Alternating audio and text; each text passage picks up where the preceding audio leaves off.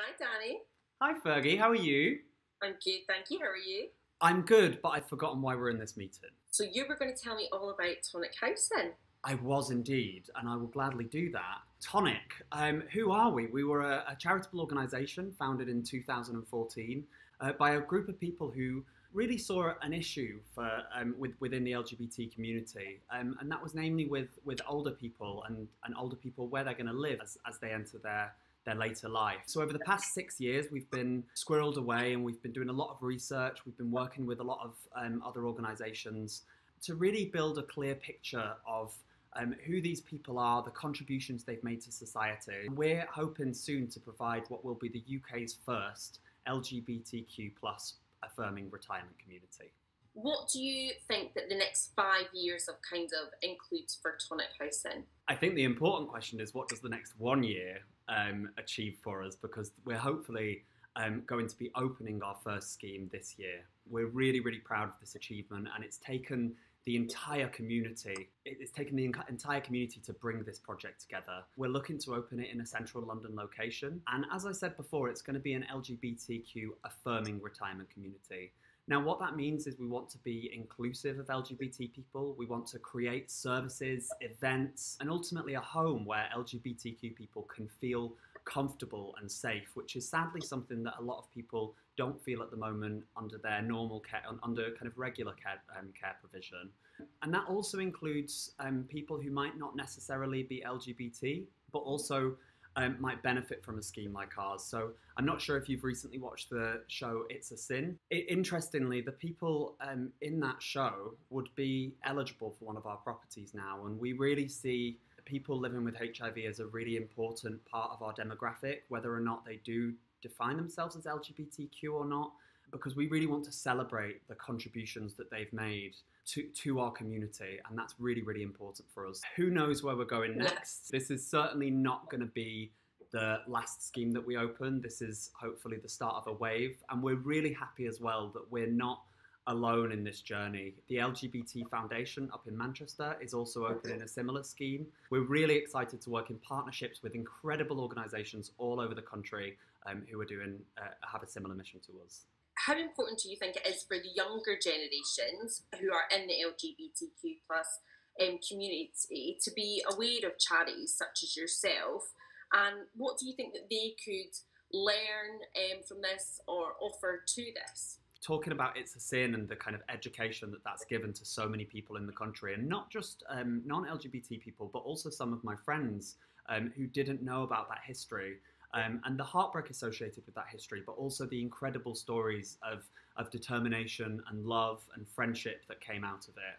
And I think in terms of what younger people can do, for us, in terms of my role, I work in community outreach and engagement. That means speaking to our communities, making sure that we're always led by their decisions and ultimately influenced by what our community wants. That includes younger people. One thing we notice certainly in London is that there is still, sadly, a divide between the younger generations and older generations. And so a big part of my work is working on intergenerational work to hopefully bring those two groups together. That's something that we do in an advocacy and support capacity. So we work with some amazing charities and organisations supporting younger LGBT people. And the plan is, once we open our first scheme, to actually bring these charities on board and bring them into our scheme so we can really kind of bolster and foster that sense of mixture and kind of cohesion throughout generations. In terms of what I think younger people could offer to this, we are community-led. I would say the sky's the limit and make a suggestion to us. I am always here. You can find my details on our website, and you can drop me an email if you have any ideas about how you as a young person might want to contribute. We are led and directed by the community at every single point.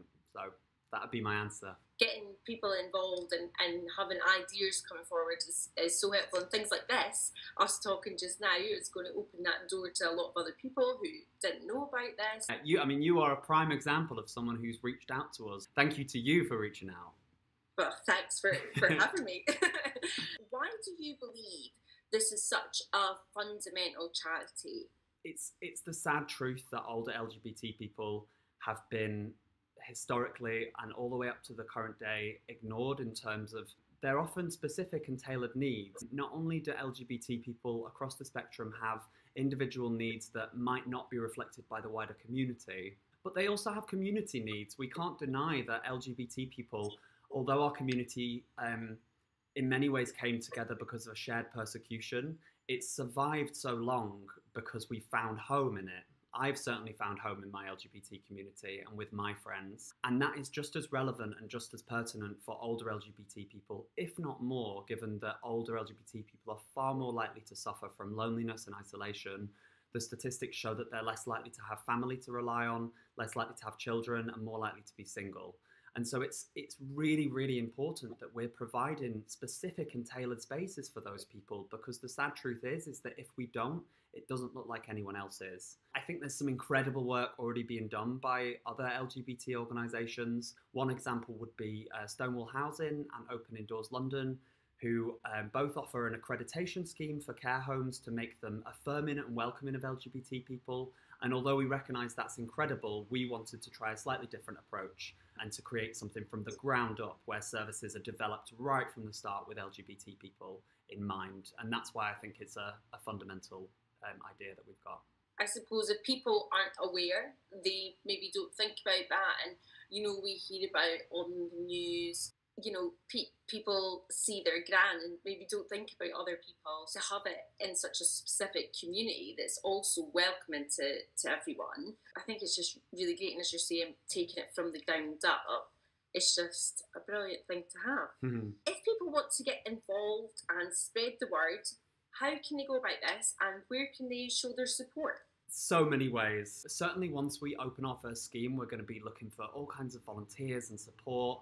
And we're planning on having a fully active series of events and services on board. So if you have an idea of something that you think our residents might benefit from, then I would thoroughly encourage you to get in touch and to speak to us about that. Aside from that, if you go on our website, which is tonicliving.org.uk, you can find our Friends of Tonic mailing list, which is where you can keep updated on everything's happening. But the biggest thing for us is making sure that older LGBT people know about us. We recognise that the older LGBT community is a lot harder to reach because of a variety of issues, like not having as closer access to social networks and the aforementioned issues with loneliness and isolation, and not being able to find out about these things as a younger person might. If you know or support an older LGBT person and you think that they might benefit from living with us, then drop me an email. We'll be glad to get in touch with them and have that kind of personal conversation. It will be me that gets in contact and says hello. So I think that's the biggest thing that people can do to support our mission. But in terms of volunteering, we're going to have loads coming up, and I would recommend signing up to the Friends of Tonic mailing list on our website. I think that's a really great point, actually, that I probably hadn't even thought about till now, is reaching the people who the charity is here to target, and getting those people involved and letting them know about it is something that if each person lets someone know, word spreads fast. Yeah, we're not a big enough organisation to have big billboards in Leicester Square, I'm afraid. So we rely on our community and people like yourself to spread that word. Thank you, and thank you to everybody watching for doing that for us. It's really making who we are as an organisation. Thank you so much for speaking to me and everyone watching about it. I think that it's a great thing that you're doing, and I'm very excited to be a small part of that. Mm-hmm. Thank you very much. Amazing. Have a good day. Bye. Bye.